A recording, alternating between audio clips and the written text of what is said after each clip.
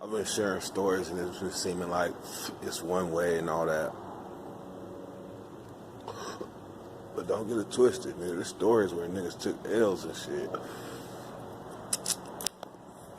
Nigga, one time, nigga, I was in Solano.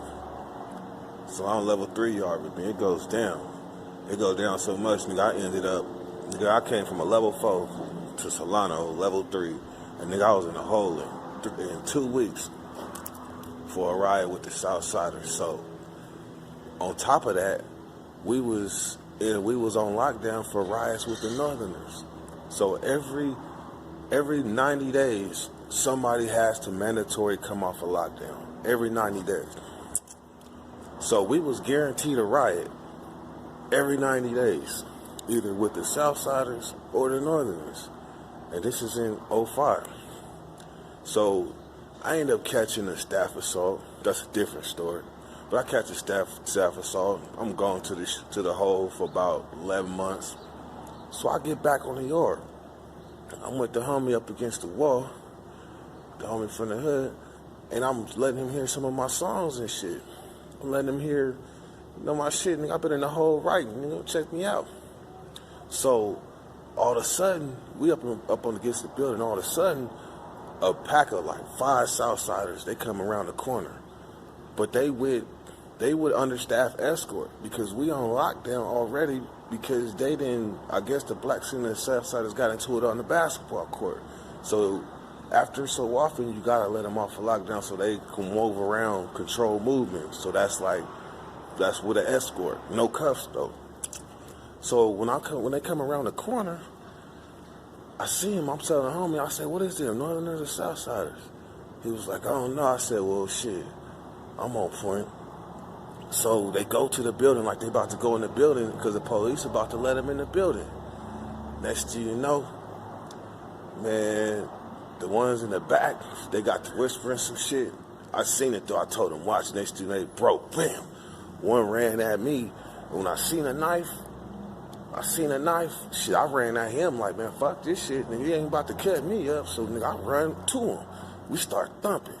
And I slipped. When I slipped, he got on top of me. He was trying to give me the business. He was, it was a tug of war with the motherfucker, with his wrist, because he was trying to, So, next thing you know, I slipped. I was helpless almost. Next thing you know, some blacks came and helped me, got that motherfucker off me, got him up off me. When we did our motherfucking thing, but still, I didn't even know these blacks that came to help me.